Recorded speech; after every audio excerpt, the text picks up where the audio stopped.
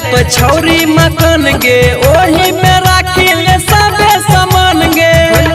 छौरी दूध वाला दुकान भाड़ा पला ले तो छौरी मकान गे ओही में राखी ले सबे सामान गे। सब छौरा के छौ तोरे पधियान, सब छौरा के छौ तोरे पधियान। खोल ले गे छौरी तो दूध के दुकान पिए खातिर गे जान सुबह शाम। खोल ले गे छौरी दूध वाला दुकान, दूध वाला दुकान पिए खातिर गे जान सुबह शाम। खोल ले गे छौरी दूध वाला दुकान, दूध वाला दुकान पिए खातिर गे जान सुबह शाम। दूध वाला दुकान जान सुबह शाम। दुखीपुर बाजार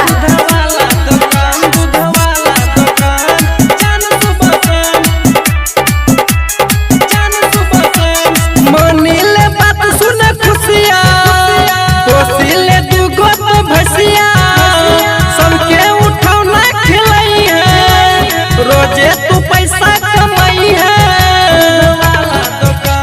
जान सुबह शाम। मानी ले बात सुन खुशिया पोसी ले दूगो तो भैसिया सबके उठौना खिलाई है। रोजे तू पैसा कमाई है तोरा देखी के डोलै छौ ईमान, तोरा देखी के डोलै छौ ईमान। खोल ले गे छौरी तो दूध के दुकान पिए खातिर गे जान सुबह शाम। खोल ले गे छौरी तो दूध के दुकान, दूध के दुकान पिए खातिर गे जान सुबह शाम। खोल ले गे छौरी दूध वाला दुकान, दूध वाला दुकान पिए खातिर गे जान सुबह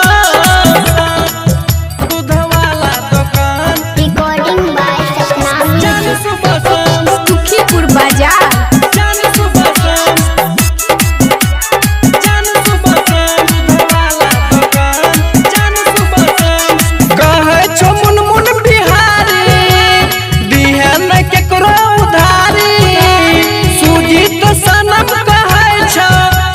पैर जत सुने के भारी जान सुबह शाम। कहे छो मुन मुन बिहारी दिहन केकरो उधारी सूजी तो सनम कहे छो मैं तो पैर जत बारा के भारी। दै छियो तोरा हम यह ज्ञान, दै छियो तोरा हम यह ज्ञान। खोल ले गे छौरी तो दूध के दुकान पिए खातिर गे जान सुबह शाम। खोल ले गे छौरी तो दूध के दुकान, दूध के दुकान।